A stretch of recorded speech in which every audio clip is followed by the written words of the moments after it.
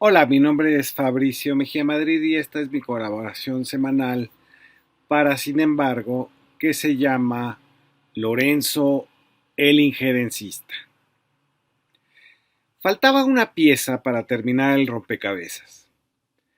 La aportó Julián Macías, analista de redes, cuando reveló que es Atlas Network el que está detrás de las campañas orquestadas contra Andrés Manuel y Claudia Sheinbaum, tratando de vincularlos con el crimen organizado, presentando entrevistas con encapuchados que lo aseguran, generando una tendencia completamente artificial en las redes que se alimenta de sí misma a favor de Xóchitl Gálvez. Todo fue por los errores que cometió quien redactó los mensajes en redes. Escribió Xochitl en vez de Xochitl, es decir, la L antes de la T. Así, más de 200,000 mensajes tenían ese error. Pero también escribió Andrés no mientras otra vez, en vez de no mientas, y narcopresiente en vez de presidente. Por eso, por sus errores, Julián Macías fue capaz de encontrar que 10 millones de mensajes provienen de un troll center con replicantes en Argentina, España y Colombia. Los financiadores de esta red contra la 4T y a favor del PRIAN están a la vista de todos. Son con quienes Lorenzo Córdoba se reunió en marzo del año pasado y ante quienes se sometió hace poco la candidata Xochitl. Hace casi un año escribí en este mismo espacio un comentario llamado La renuncia. En él detallé con quienes se reunió Lorenzo Córdoba en su gira del adiós. Fue como Xochitl al CSIS, Centro de Estudios Estratégicos Internacionales. Lorenzo lo hizo el 21 de marzo de 2023, Xochitl el 5 de febrero de este año. Este centro fue fundado por el almirante Arleigh Burke, jefe de operaciones navales durante la Guerra de Corea y Vietnam. El entonces todavía consejero presidente del órgano electoral central, Lorenzo, fue recibido por Ryan Berg, que se manifestó contra el entonces Plan B del presidente López Obrador, es decir, contra una reforma electoral aprobada en el Congreso mexicano. Berg también dirige una organización en Venezuela que trató de imponer a Juan Guaidó.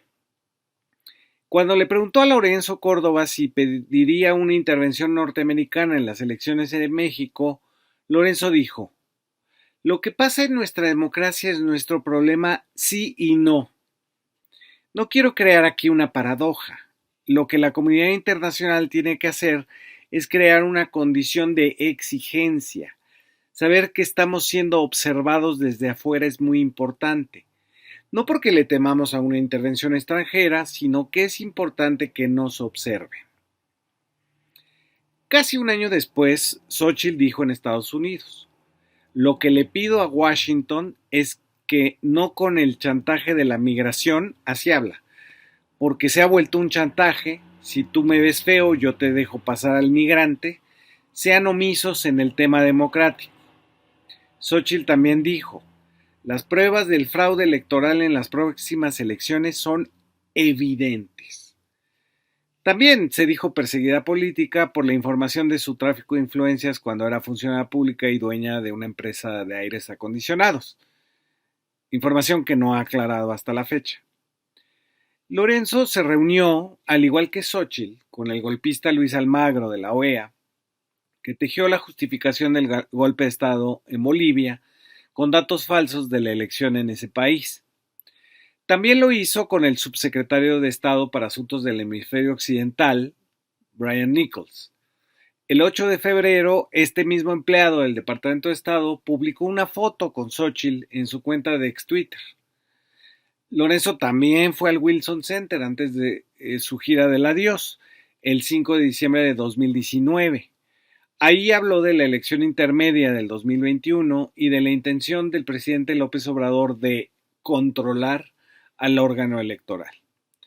Xochitl fue ahí como relaté en mi pasada columna, a tratar de dañar a López Obrador, aunque se llevara entre las patas la soberanía nacional y el interés por invertir en México.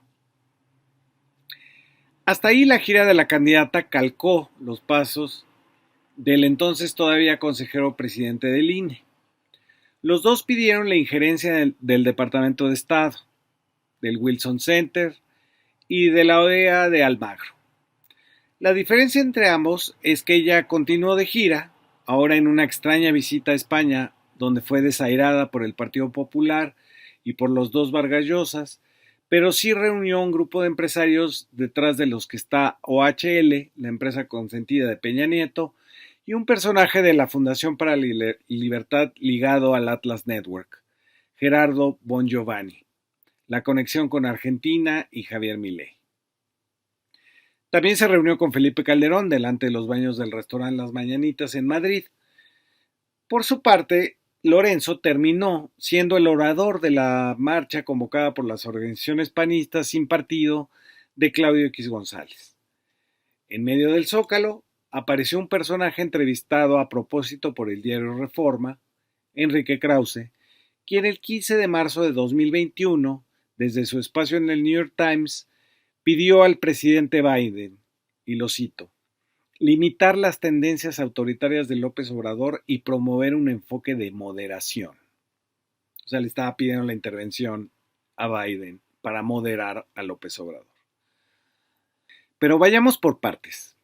La marcha en defensa de la democracia, donde habló Lorenzo Córdoba, flanqueado por el exministro Cosío, artífice de los amparos contra las reformas obradoristas, fue convocada sin demandas, solo en contra del presidente. Después sus puntos tenían una condicionante. Si tal cosa pasa, entonces no habrá tal otra. Decía el volante, si el gobierno mete las manos en las elecciones, el voto no es libre. Si el gobierno usa dinero público para ayudar a su candidata, el voto no es libre. Si el gobierno quiere desaparecer al INE, controlar al Tribunal Electoral y someter a la Suprema Corte, el voto no es libre. Si el gobierno amenaza y censura a los medios, el voto no es libre. Si el gobierno corrompe a los empresarios, el voto no es libre. Si el gobierno promueve encuestas falsas, el voto no es libre. No se atreve el volante de la concentración del PRIAN a asegurar que estas cosas estén ocurriendo. Dice solo, si eso pasa, pues no hay voto libre. Entre las demandas me llamó la atención esta que dice que las cadenas de televisión, los medios públicos, los diarios y las cadenas de radio cubran parejo todas las campañas de todos los partidos. Con la desproporción de notas positivas para Gálvez y las negativas contra Sheinbaum, según el análisis de Tlatelolco Lab de la UNAM, de todos modos la gente que nunca votaría por Gálvez aumentó al 47%, mientras que Claudia se conserva en un modesto 15%.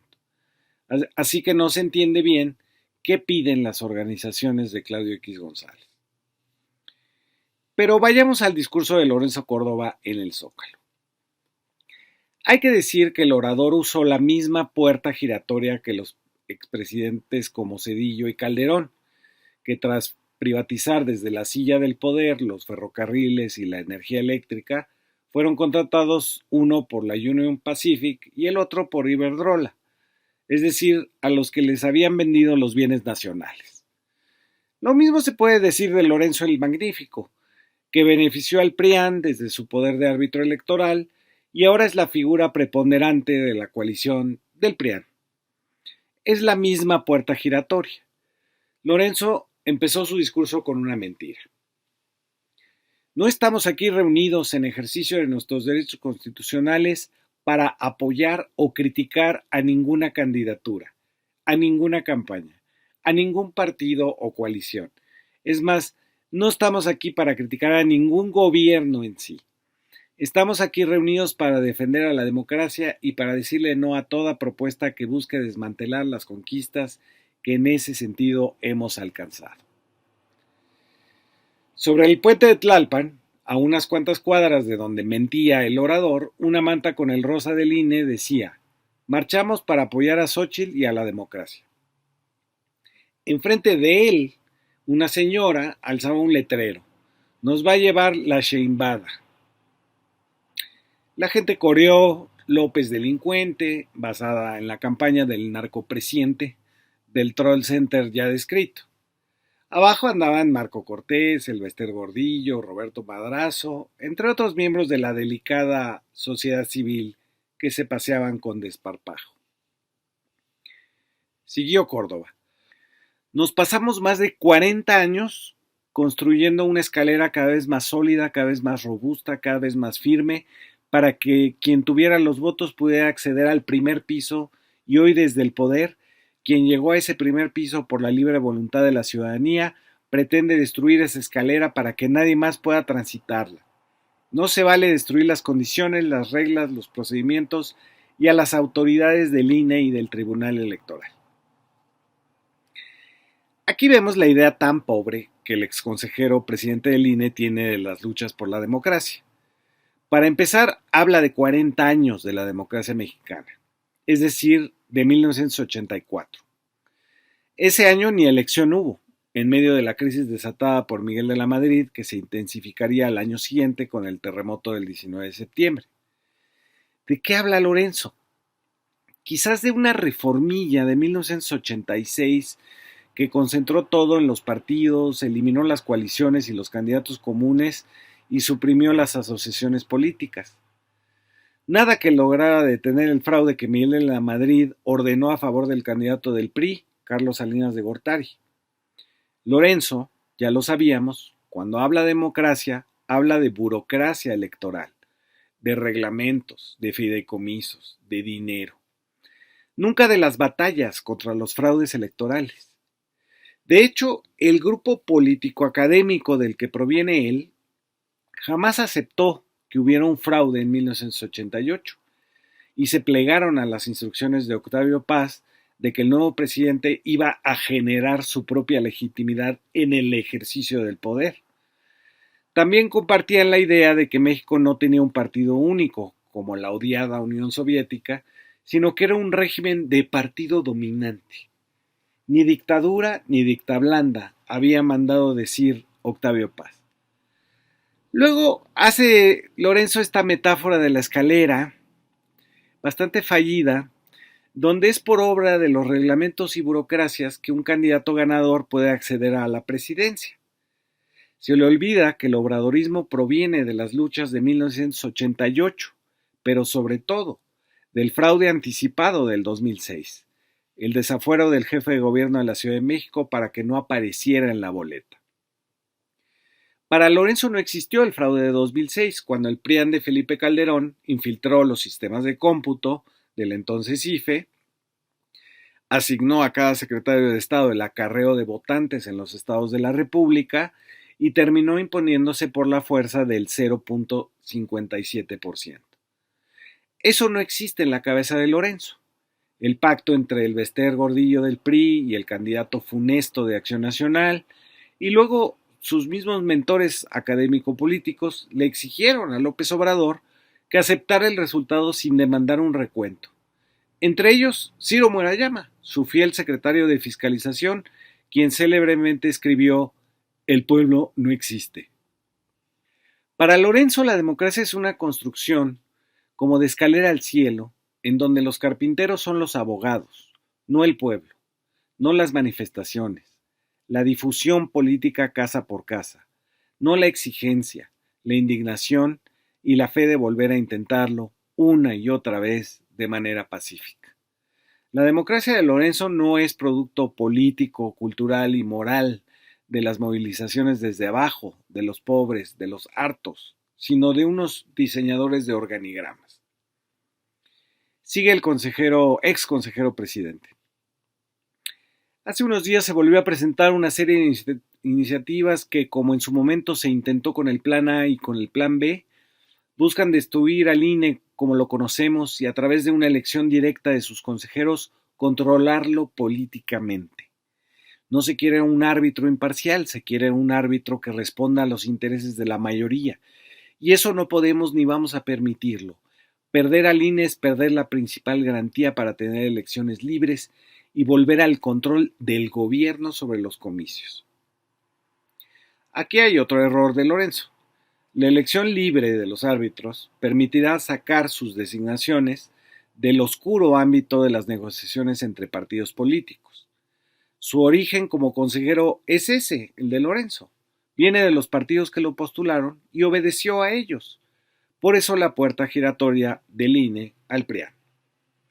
Una elección libre de los consejeros haría que respondieran por primera vez a la ciudadanía. La trampa que usa es parecida a la de otras elecciones propuestas, como la de los jueces y ministros. Asumir que es López Obrador quien controla cada voto emitido, quizás por telepatía, por influjos psíquicos. No, se está promoviendo que sean los electores los que decidan y que esa será una mayoría distinta a la de una elección por cargos de representación política. Aquí será una representación técnica y sobre todo de confiabilidad. Siguió Córdoba en el Zócalo. A lo largo de los últimos años hemos visto un feroz ataque en contra de estas instituciones, del INE, de la Suprema Corte de Justicia de la Nación y de los órganos constitucionales autónomos. Se han paseado ataúdes con los nombres y las fotografías de quienes han encabezado esas instituciones. Se han presentado denuncias penales en su contra. Se les han iniciado juicios políticos y hasta se les ha amenazado con ir a sus domicilios. Curiosamente, lo mismo argumentó Xóchitl en el Wilson Center, cuando hizo referencia al ataúd de Norma Piña que los medios corporativos hicieron famoso. No se refirió a la quema de efigies de López Obrador en la marcha que desmontó el campamento afuera de la Corte Suprema. Pero lo de las denuncias penales y juicios políticos exhibe para quién trabaja Lorenzo. Los únicos casos son el desafuero del exgobernador de Tamaulipas, García Cabeza de Vaca, y el del procurador Murillo Karam por el caso Ayotzinapa. Concluye el orador, dice Lorenzo. Estamos frente a un proyecto de reinstauración autoritaria que quiere regresarnos a las épocas de un partido hegemónico que pretende revertir muchas de las conquistas democráticas que se han conseguido y que fueron precisamente las que les permitieron llegar al poder. Con ello se busca desmantelar los logros democráticos y volver a una época en que el pluralismo y la diversidad de ideas no tienen posibilidad de expresarse y de contar.